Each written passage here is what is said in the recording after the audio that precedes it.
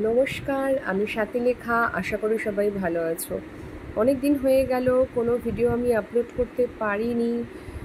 মাঝে সাঝে অনেকবার যে ভাবিনি তা নয়, কিন্তু পার্সোনাল আর প্রফেশনাল লাইফ মিলিয়ে এত কাজ চলছে, একটু মাথা ঠান্ডা করে বসে কোনো রকমের ভিডিওর প্ল্যান করে যে ভিডিও বানাবো তার বিন্দুমাত্র সময় করে উঠতে পারছি না, তাই কোনো ভিডিও আসছে না। বাট স্টিল তার মধ্যে আমি চেষ্টা করছি আমার কমিউনিটি পেজে এমসিকিউ কোয়েশ্চেন্স আপলোড করবার জন্য। তোমরা যারা এমসিকিউ কোয়েশ্চেন সলভ করতে ইন্টারেস্টেড, ডেলি ওখানে একটা করে কোয়েশ্চেন আসে, সেখান থেকে সলভ করতে পারো। আচ্ছা, অনেকেই তোমরা জিজ্ঞাসা করো যে সেন্ট্রাল গভর্নমেন্টের ক্ষেত্রে এমপ্লয়ীদের ক্ষেত্রে স্যালারিটা কীভাবে ক্যালকুলেট হয়, তো সেটা নিয়ে আজকে ছোট্ট করে একটুখানি ডিসকাশন আমি করব। আচ্ছা, তো সেন্ট্রাল গভর্নমেন্টের ক্ষেত্রে আমরা যখন নার্সিং অফিসাররা as a staff nurse designation নিয়ে যখন কাজ করছি, তখন আমাদের স্যালারিটা কীভাবে হয় সেটা আমি বলবো। এইবারে দেখো, এখন সেন্ট্রাল গভর্নমেন্টের যে পে স্কেল চলছে তাদের 7th পে কমিশন হিসেবে আমাদের স্যালারি হয়। সেটা মোরালেস সকলের ক্ষেত্রেই কিন্তু এটা হয়, 7th পে কমিশন চলছে যারা সেন্ট্রাল গভর্নমেন্টের ক্ষেত্রে আছে।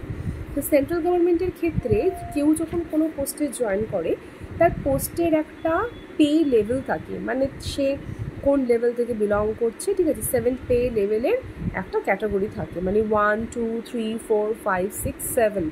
তো এখানে নার্সরা বিলং করে, মানে স্টার্টিং পজিশনটা শুরু হয়, স্টাফ নার্সের পজিশন শুরু হয় 7 থেকে, ঠিক আছে। 7 থেকে শুরু হয়, মানে বলতে পারো 7th পে কমিশনের লেভেল 7 থেকে স্টাফ নার্সিং অফিসারদের স্যালারিটা শুরু হয়। এবার ধীরে ধীরে কেউ যখন সিনিয়র নার্সিং অফিসার পোস্টে জয়েন করলো, কেউ যখন অ্যাসিস্ট্যান্ট নার্সিং সুপারিনটেন্ডেন্ট পোস্টে জয়েন করলো, ডিএনএস, এনএস, কলেজ সাইডে যখন কেউ clinical instructor, lecturer, assistant professor, associate professor, reader, principal, তখন বলাই বাহুল্য এই লেভেলটা ধীরে ধীরে বাড়তে থাকে। মানে 7 থেকে 8 হবে, 9 হবে, 10 হবে, 11 হবে। তো যেমন ধরো আমি এমসের নার্সিং কলেজগুলোর কথা বলছি, ওখানে ক্লিনিক্যাল ইনস্ট্রাক্টরদের যে লেভেল সেটা কিন্তু বেসিক লেভেলটাই হচ্ছে 10, মানে ওদের 10 থেকে শুরু হচ্ছে। মানে আমি যেমন হসপিটালে আছি বলে আমার লেভেলটা শুরু হয়েছে 7 বা 7 দিয়ে, কলেজের ক্ষেত্রে কিন্তু ওটা শুরু হবে, সেন্ট্রাল গভর্নমেন্টের ক্ষেত্রে বলছি, এটা কিন্তু শুরু হবে লেভেল 10 দিয়ে। তাহলে 7-এ এসে আমার যে স্যালারি, যারা কলেজের 10 থেকে শুরু করছে তাদের স্যালারি কিন্তু অনেকটা বেশি মানে অনেকটাই বেশি। যাই হোক, সেটা আজকের আমাদের ডিসকাশনের পার্ট নয়। আমাদের ডিসকাশনের পার্ট হচ্ছে যে স্যালারিটা কীভাবে ক্যালকুলেট হয়। তো কেউ যখন কোনো লেভেলে জয়েন করছে, সে যখন অফার লেটার পায়, সেখানে তার একটা গ্রেড পে লেখা থাকে। ইউজুয়ালি স্টাফ নার্স পোস্টে সেন্ট্রাল গভর্নমেন্টে কেউ যখন জয়েন করে, তার যে গ্রেড পেটা থাকে সেটা হয় 4,600 টাকা, 4,600।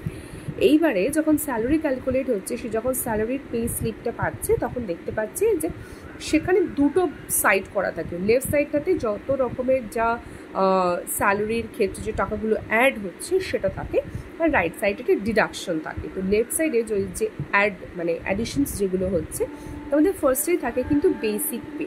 তো আমার যদি 4,600 টাকা আমার গ্রেড পে হয়, সেখানে বেসিক পেটা কিন্তু শুরু হয় 44,900 টাকা থেকে, মানে বেসিক পে, মানে ওই টাকাটা আমি পাবোই, 44,900 টাকা আমি পাবোই। এইবার তার সাথে সাথে কী কী অ্যাড হয় আমি তোমাদেরকে বুঝিয়ে বলছি। তারপরেই থাকে ডিএ, ডেলি অ্যালাউন্সেস। তো ডেলি অ্যালাউন্সেস এটা ভালো একটা অ্যামাউন্ট থাকে। তারপরে থাকে এইচআরএ, মানে হাউস রেন্ট অ্যালাউন্সেস থাকে, সেটা একটা অ্যামাউন্ট থাকে, সেটা সিটি টু সিটি ভ্যারি করে।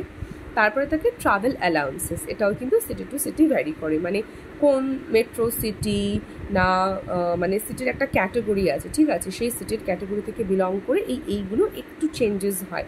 ট্রাভেল অ্যালাউন্সেস যেটা বললাম, ডেলি অ্যালাউন্সেস যেটা বললাম, সেটা কিন্তু যে এখন আমাদের ধরো দেশে, ঠিক আছে, আমাদের ইনফ্লেশন কী রেটে চলছে সেটার হিসেবে ভ্যারি করে, এইগুলো সিটির ওপরে ডিপেন্ড করেও কিন্তু এইগুলো ভ্যারি করে। তারপরে একটা থাকে ডিএ অন টিএ, মানে daily allowances on travel allowances, সেটা মিনিমাম একটা অ্যামাউন্ট। তারপরে আমাদের থাকে একটা মেডিকেল অ্যালাউন্সেস, সেটাও একটা মিনিমাম অ্যামাউন্ট একটা থাকে। একটা ইউনিফর্ম অ্যালাউন্সেস একটা আমাদের থাকে। এই প্রত্যেকটা আমি যেটা বললাম, basic pay, DA, HRA, TA, DA on TA, medical allowances, uniform allowances, সব কটাকে অ্যাড করে আমাদের যে স্যালারির অ্যামাউন্টটা থাকে সেটাকে বলা হয় গ্রস স্যালারি। মানে এই গ্রস স্যালারিটা আমার কাছে অন পেপার থাকছে, এটা যে আমি হাতে পাবো সেটা নয়, কিন্তু এটা সব কটাকে মেলালে আমার টোটাল স্যালারি, এটা হচ্ছে গ্রস স্যালারি। গ্রস স্যালারি আর ইন হ্যান্ড স্যালারি বা নেট স্যালারি কিন্তু সেম নয়। প্রাইভেটে জব করতে গিয়ে এটা ভালো করে বোঝা যায়, কারণ আমার কাগজে এরকম লেখা থাকে, দেখে আমরা খুব খুশি হয়ে যাই, ওরে বাবা আমি কতটা টাকা পাচ্ছি। তারপর দেখা যায় কেটে কেটে ইন হ্যান্ডে যেখানে আসে তখন টাকাটা অনেকটা কমে যাবে। আর কেন আসে সেটা আমি বলছি। ডান দিকে সাইডে করা থাকে ডিডাকশনস, সেই ডিডাকশনসের মধ্যে পড়ে আমার ইনকাম ট্যাক্স। তো আমি কতটা টাকা ইনকাম করছি সেই বেসিসের উপরে ডিপেন্ড করে ট্যাক্স ডিডাকশন অ্যাট সোর্স মানে টিডিএস হিসেবে কিন্তু আমার একটা ট্যাক্স কাটে। তো আমাদের একটা টিডিএস মান্থলি কাটে। তারপরে আছে আমাদের সরাসরি, যেহেতু আমরা সেন্ট্রাল গভর্নমেন্ট এমপ্লয়ি, যারা পার্টিকুলার একটা লেভেল থেকে বিলং করে তাদের সরাসরি ন্যাশনাল পেনশন স্কিম বা এনপিএসে তাদের সরাসরি একটা টাকা কেটে যায়। এখানেও মোটামুটি ভালো একটা টাকা আমাদের কেটে যায়। আর প্রফেশনাল ট্যাক্স, এটা যে কোনো নার্স বা যে কোনো মেডিকেল পার্সোনেল যখনই কোনো কাজ তারা করে, সেটা প্রাইভেট হোক বা গভর্নমেন্ট হোক, তাদের একটা প্রফেশনাল ট্যাক্স কাটে। সেই অ্যামাউন্টটা মিনিমাম হয় 120 টাকা থেকে শুরু হয়, কারেন্টলি আমাদের 200 টাকা কাটে। তো এদিকে বাঁদিকে আমার সমস্ত অ্যাডিশনস, ডান দিকে সমস্ত ডিডাকশনস। তো অ্যাডিশন থেকে ডিডাকশনটা বাদ চলে গিয়ে যে টাকাটা দাঁড়ায় সেটা আমাদের হয় নেট স্যালারি বা ইন হ্যান্ড স্যালারি। তাহলে এই স্যালারির ক্ষেত্রে সমস্ত অ্যাডিশনস হয়ে আমরা ফার্স্টে পেলাম গ্রস স্যালারি। গ্রস স্যালারি থেকে ডান দিকে যা যা আমার মাইনাস হচ্ছে, আমাদের যেহেতু বললাম আমাদের মেনলি মাইনাস হয় income tax, NPS, professional tax, ওই 3-4টে এরিয়াতে মাইনাস হয়। মাইনাস হয়ে গ্রস স্যালারি থেকে মাইনাস হয়ে আমাদের হাতে আসে নেট স্যালারি।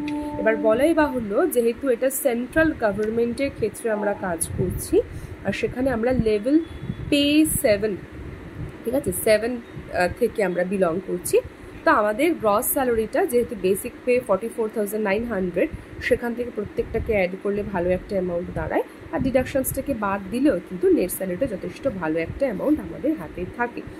তাই যদি স্যালারি বা at the end of the month যদি তোমার ভালো একটা স্যালারি পেতে যদি ইচ্ছা করে, তাহলে খুব মন দিয়ে পড়াশোনা করো। After your BSc nursing, after your GNM খুব ভালো করে মন দিয়ে পড়াশোনা করো, যাতে সেন্ট্রাল গভর্নমেন্টের কোনো হসপিটালে তুমি ঢুকতে পারো।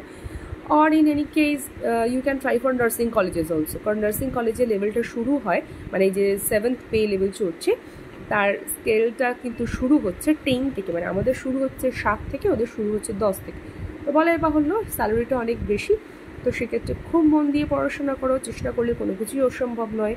তোমরা একটা ভালো স্যালারি দিয়ে তোমাদের প্রফেশনাল কেরিয়ার শুরু করতেই পারো, বা প্রফেশনাল কেরিয়ারের মাঝামাঝি জায়গা থেকে তোমরা একটা ভালো কিন্তু স্যালারি তোমরা পেতেই পারো। তার জন্য তোমাদেরকে একটুখানি মন দিয়ে পড়াশোনা করতে হবে, চেষ্টা করতে হবে। আর এরকম বিভিন্ন রকমের ইন্টারেস্টিং অ্যান্ড ইনফরমেটিভ ভিডিও দেখার জন্য নার্সিং রিলেটেড তোমরা চ্যানেলে সাবস্ক্রাইব করতে পারো। আমরা 1 লাখের অনেক কাছাকাছি পৌঁছে গেছি। যারা আমার চ্যানেলে সাবস্ক্রাইব করোনি তারা প্লিজ সাবস্ক্রাইব করো, ভিডিওগুলো বন্ধুদের সাথে শেয়ার করো। আর ভালো থেকো, সুস্থ থেকো।